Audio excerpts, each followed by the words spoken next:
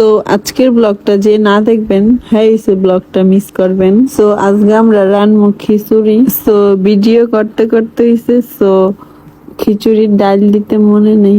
So আমার ছেলে এখন ঘুমিয়ে গেছে। সো আমি এখন বয়স দিই। তো আজকে আমি আমগা আঞ্চলিক ভাষায় কথা কমা। সো এনইতাছে আমরা মাইফুতে আলু কেটে লইতাছিলাম খিচুড়ি রান্দার লিগা। সো একা একা ভালো লাগতেছিল না। সো গ্রামের ভাষার মাঝখানটা হচ্ছে একটা করে শুদ্ধ ভাষা সো ঢুকে যায়। তো মাইফুতে মিল্লা আলু কেটে লইতাছিলাম আর ইব্রাহিমের দাদি গেছে হাসপাতাল আর মাইফুতে হইছে মিল্লা কামড়ি সাফাই লইতাছিলাম। সো আলু কাটা শেষ। সো আলু দিয়ে আমি হলদির গুঁড়া দিয়ে আর মরিচের গুঁড়া দিয়ে আর একটু লবণ দা বালা করে মাইকা লইতাছিলাম। সো আলু দিয়েছে গিয়ে আমি বাইর জ্বালামু। সো আমার হডি হয়েছে আয়া খালি রাইন দালাইব। সো আমি অনেক কি কমু জানি না। সো আমি হচ্ছে তাতে পানি দিয়ে দিছি আলুগুলো ভাজার জন্য। সো আমি হচ্ছে আলুগুলো ছেড়ে দিলাম। তো একটা করে শুদ্ধ ভাষা এসে পড়তেছে। সো এর লেগে সরি, মানে আমি দুঃখিত।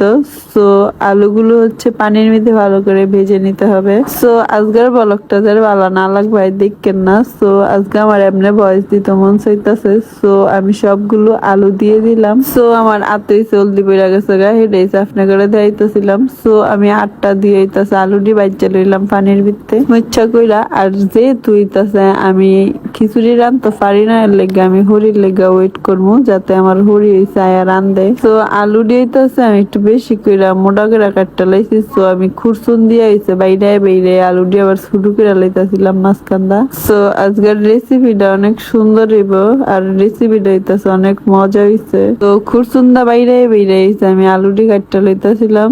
তো এখন আমি আলুগুলা বাইরে বাইরে কাটার পরে আলু দিয়ে আবার আমি লাড়া দিয়ে দিমু। তো আলুগুলো হইতাছে ফুইরা যেতাছিল গা, কোনো ব্যাপার না, ফুরা মোড়া আলুই খিচুড়ি রেন্দা খাইলাম। তো সব কাম করে থিয়ে দিমু, খালি আমার হুড়িয়া রানবো। তো আলু দিতেছে বালা করে আমি ফুরা ফুরা করে বাইচালাম। তো আমার হরি একটু সুন্দর করে রানতে পারে আর আমার হরি যেমনি রান্ধে না কেড়ে হেমনি তাছে মজার জায়গা কইতারি না কেড়ে মনে হয় আমার হরি রাতের রান্দা রাত মজা এর লিগা। তো আমি যত কিছু দিয়ে রান্না করি না কেন আমার রান্না হচ্ছে মজা হবে না। তো আমি ফ্রিজ থেকে ডিম নিয়ে যাইতেছিলাম। তো ডিম দিয়েছে একটা কড়াইয়ের ভিতরে বয়াই দিছি, না অন পর্যন্ত বয় নেই অনেক বয়লাম আর কি। তো ডিম দিয়ে সিদ্ধ হয়ে গেল গাছ। তো ডিম দিয়ে খিচুড়ি রান্নু।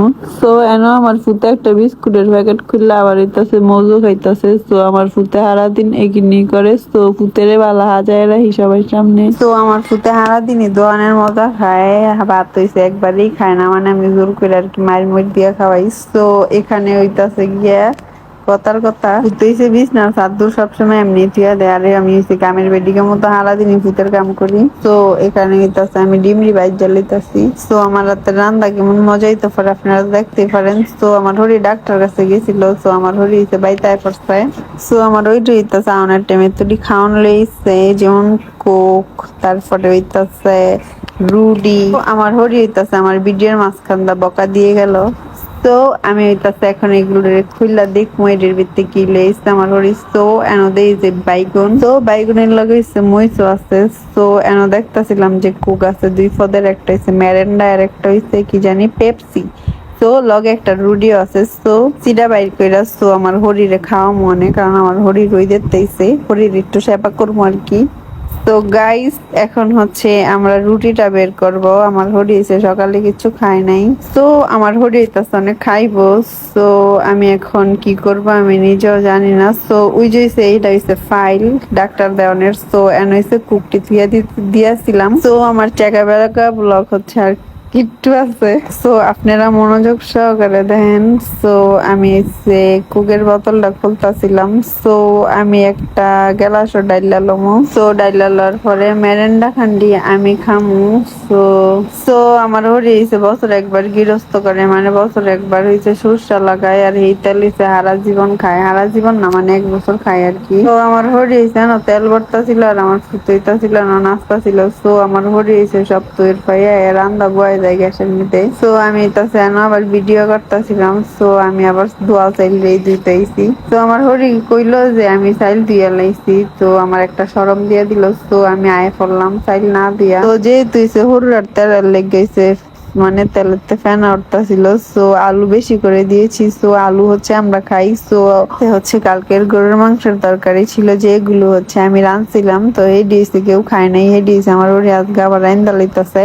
আর আমার রান্না মজাই না লাগে, কিছু কেউ খাইতে চায় না। তো আমার রান্না মারতে মজাই লাগছে, অসাধারণ লাগছে। সো আমার রান্না আমি খাইছি। সো এনে আমার নন্দে ফোন দিছিল, আমার নন্দের ইতাছে দেয়াইতাছিলাম। সো খিচুড়ি রান্নার মাঝখান দিয়েছে আমার হরি এক ডেক ফ্রিজের পানি দিয়ে দিছে খিচুড়ির ভিতরে, এনো দিয়া দিতেছিল ঘরের ছেলের ভাত। তো আমার হরি সুন্দর করে খুব সুন্দর নাড়তাছিল আর আমি দেখতাছিলাম। তো আমি এসে অন্যদিকে চাইতে চাইতে আবার দেই যে খিচুড়ি রান্না হয়ে গেছে গাছ। তো হরি রান্নার টাইমে আমি এতই কথা কইতাছিলাম, আমার হরি হয়েছে খিচুড়ির মধ্যে ডাল দিতে মনে নেই খাস। তো আমার হরি আর লেগে আমার পরে অনেক বক্তা ছিল। তো আমার হরি আমারে কইলো, আমি রান্ধনের টাইমে তুই আমার ভূগোলাবি না, তুই আমার রান্নার মধ্যে ফেস লাগাই দেস। তো এখানে হইলো গরুর মাংস আছে।